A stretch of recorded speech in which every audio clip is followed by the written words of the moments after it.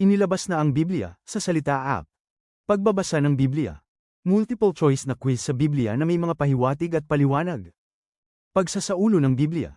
Kahit ang mapagpalang Havruta Family Devotion. Maaari mo itong i-install sa pamamagitan ng pag-click sa link ng profile ng channel. Ayon sa sinabi ni Pablo na siya ay naging lingkod ng Ebanghelyo.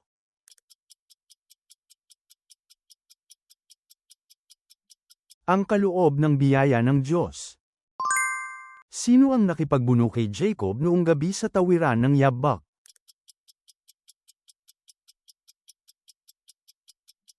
Ang anghel ng Diyos.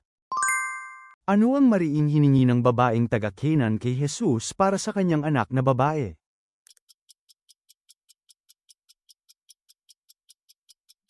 Ang kagalingan at paglaya ng kanyang anak na babae. Ano ang dating pangalan ni Sarah, asawa ni Abraham?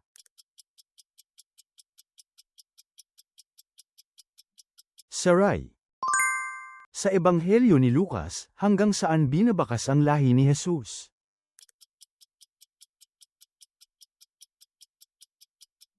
Diyos. Ano ang ipinapayo ni Pablo na gawin habang sila ay laging gising at matatag sa pananampalataya?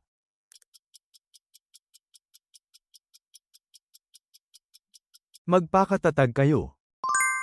Noong panahon ng paghahari ni Haring Joram, anong lungsod ng Aram ang dinalaw ni Eliseo?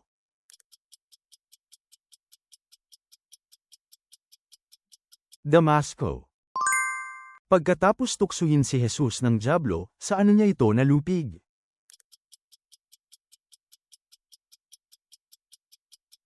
Salita ng Diyos. Sino ang tatlong alagad na isinama ni Jesus sa halamanan ng Getsemani habang siya ay nananalangin?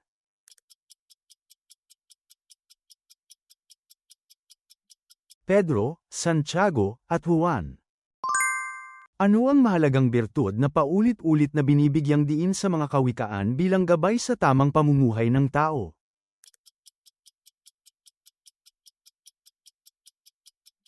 Karunungan. Sa aklat ni Nahum, anong lungsod ang inihayag ni Nahum na huhukuman?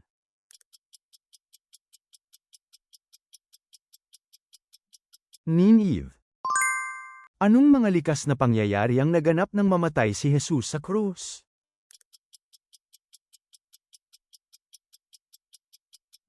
Lindol at kadiliman. Ilang taon si Josias nang maging hari siya?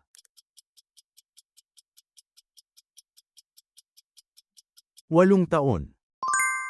Ano ang sinasabi ni Pablo na mas mabuting tiisin kapag ang mga mananampalataya ay nagsasakdal sa isa't isa?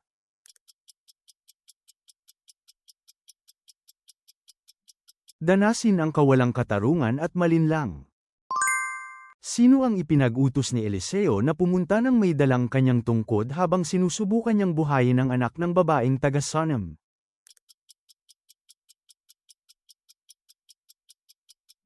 Gehazi.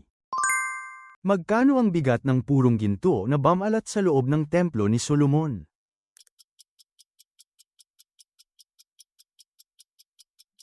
Anim na raang talento. Ano ang pangalan ng imperyo na sumira sa hilagang Israel at nagbanta rin sa kaharian ng Juda?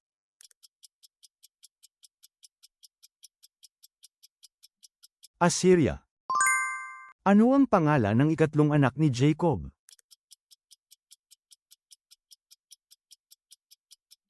Levi.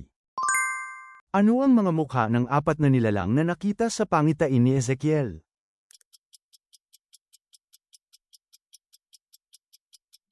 Tao, leon, baka, agila. Anong tungkulin ng inang si Maaka ang inalis ni Asa, ang hari ng Juda, habang itinataguyod ang reformang pangrelihiyon?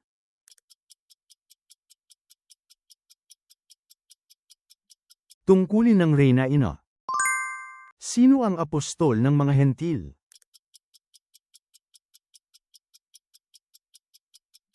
Pablo. Ano ang sinaway sa iglesia sa Efeso sa pahayag 2?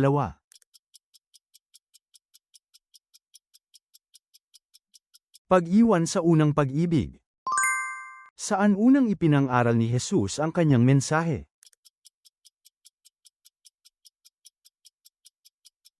Sa sinagoga sa Nazare. Sino ang humalili kay Jehoahaz at naging hari ng Israel?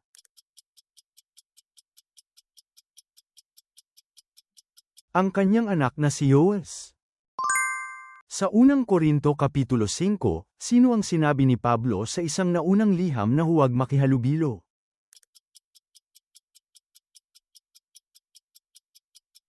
Mga taong nakikipagtalik ng labag sa moralidad. Ano ang pangalan ng kuweba na pinagtaguan ni David upang makatakas kay Haring Saul?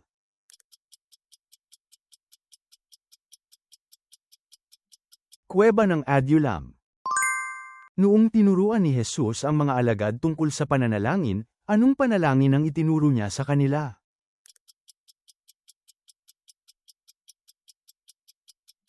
Ama namin.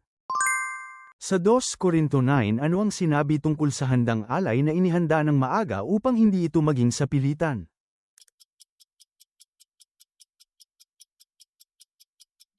Tunay na alay.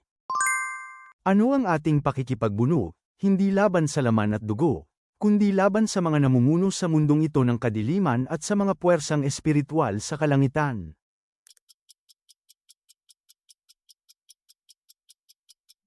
Mga masamang espiritu.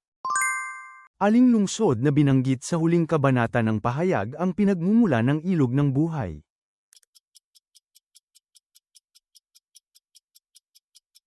Bagong Jerusalem.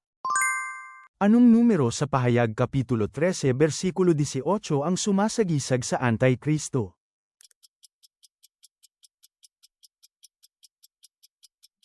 Anim na raan at 66.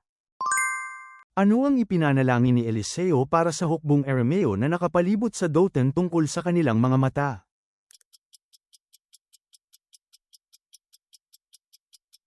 Na maging madilim. Sino ang sinabi ni David sa kanyang asawang si Batsiba na papalit sa kanya bilang hari?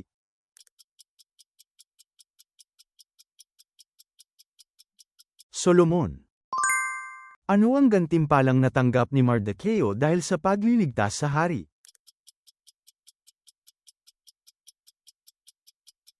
Wala. Sino ang sumulat ng mga gawa ng mga apostol?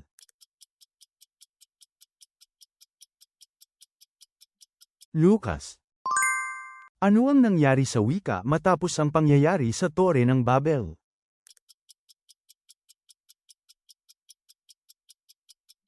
Naging magulo. Ilang taon sa kabuuan ang paghahari ni David?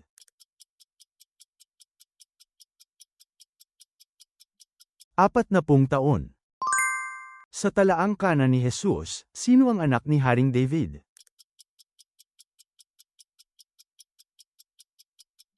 Solomon. Sa aklat ng Exodo, sa pamamagitan ng ano pinangunahan ng Diyos ang mga Israelita sa maghapon at iningatan sila mula sa matinding sikat ng araw.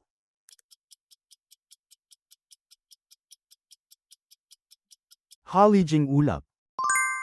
Ayon sa Awit Kapitulo 15, anong uri ng tao ang sinasabing maaaring tumahan kasama ng Panginoon?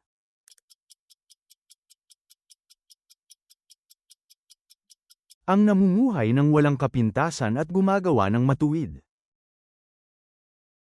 Salamat sa panunood.